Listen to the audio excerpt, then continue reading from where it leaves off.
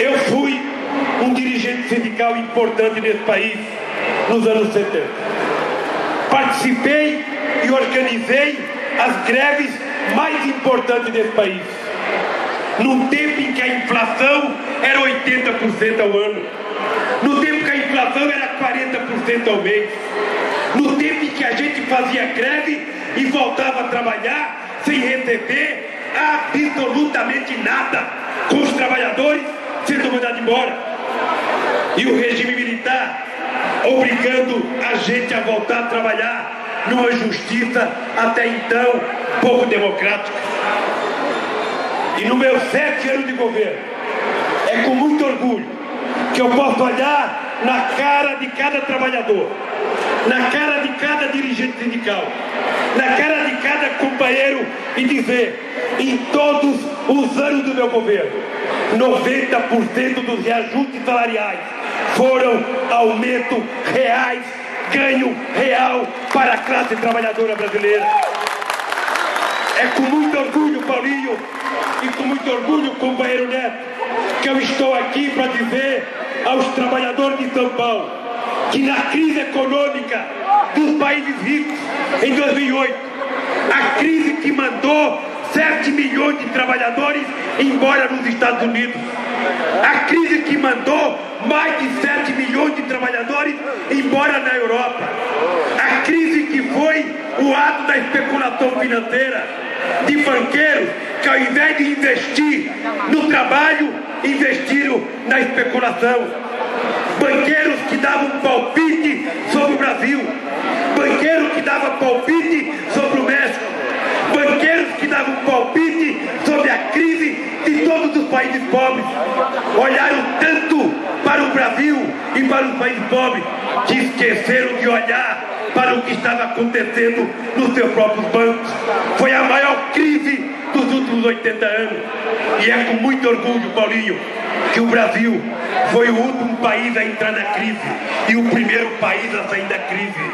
E quem sustentou a economia brasileira não foram os banqueiros nem os empresários, foi o povo pobre desse país que sustentou a economia. Você está lembrado, Paulinho, que eu fui dia 23 de dezembro de 2008 para a televisão, em rede nacional, pedir para o povo brasileiro consumir, porque se o povo não consumisse, as empresas não iam produzir, o comércio não ia vender, e portanto ia ter mais desemprego. E eu fui para a televisão dizer: o povo tem que comprar o mínimo necessário para a roda gigante da economia continuar girando. E graças a Deus, o Brasil, que só era conhecido no mundo por causa do Carnaval do Rio de Janeiro, que só era conhecido no mundo por causa da morte de meninos e meninas, que só era conhecido no mundo por causa de futebol. Hoje, o Brasil é um país respeitado porque é o maior exemplo de economia séria, de estabilidade financeira, de controle do sistema financeiro. Eu lembro, eu era dirigente sindical, Paulinho, quando eu vivia na rua gritando: queremos um salário mínimo de $100, queremos um salário mínimo de $100.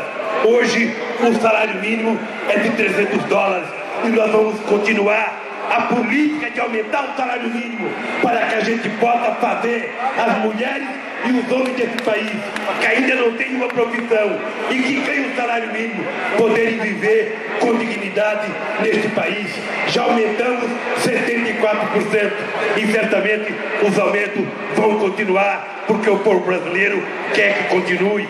Eu era dirigente sindical, Paulinho, quando você, eu e tantos outros, Neto e tantos outros, andávamos pela rua desse país com uma placa ou com uma faixa dizendo: fora daqui o FMI. Eu ganhei as eleições e mandei o FMI embora, e hoje o Brasil empresta dinheiro para o FMI.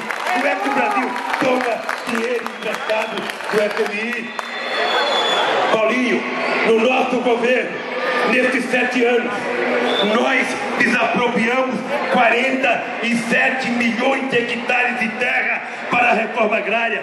é 60% de tudo que foi desapropriado na história de 500 anos do Brasil. Nós assentamos mais de 570 mil famílias e sabemos que precisamos assentar mais.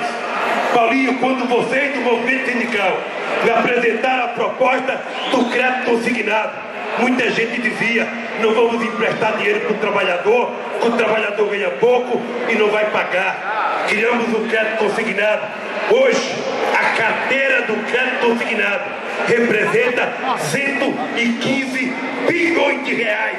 E a inadimplência é a menor possível, porque o trabalhador e a trabalhadora não dão calote, porque o único patrimônio dele é o próprio nome dele, e eles pagam porque tem vergonha na cara, que muita gente grande neste país não tem. É por isso, Paulinho, é por isso que eu estou aqui nesse 1º de maio, com a mesma cabeça erguida do que quando fui ao sindicato convidado, quando eu era candidato, para dizer para você, companheiro Paulinho, quando deixar a presidência nessa, eu vou mandar registrar em cartório tudo o que eu fiz.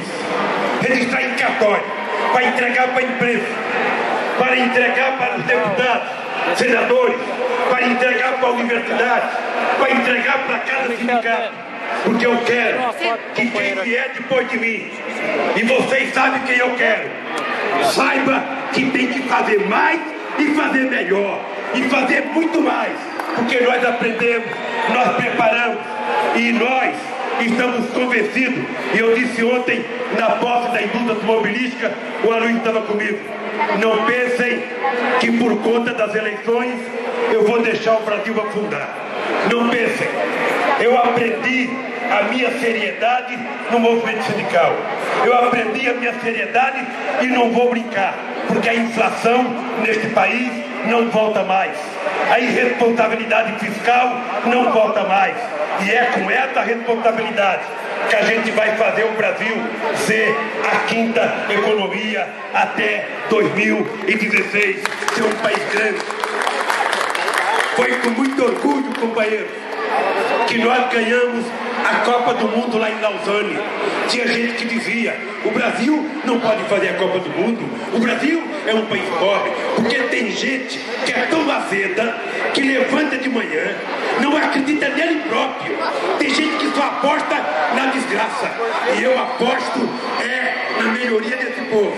Quando nós vamos disputar com o companheiro Obama, com o companheiro Zapatero e com o companheiro Hatoyama as Olimpíadas, eu cheguei em Copenhague e muita gente dizia: esse Lula é metida besta.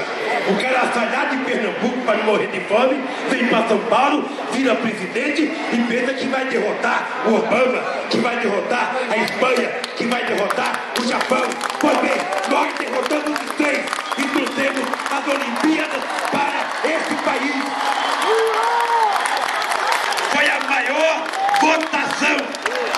Foi a maior votação que um país já teve nas Olimpíadas, 66 votos de diferença.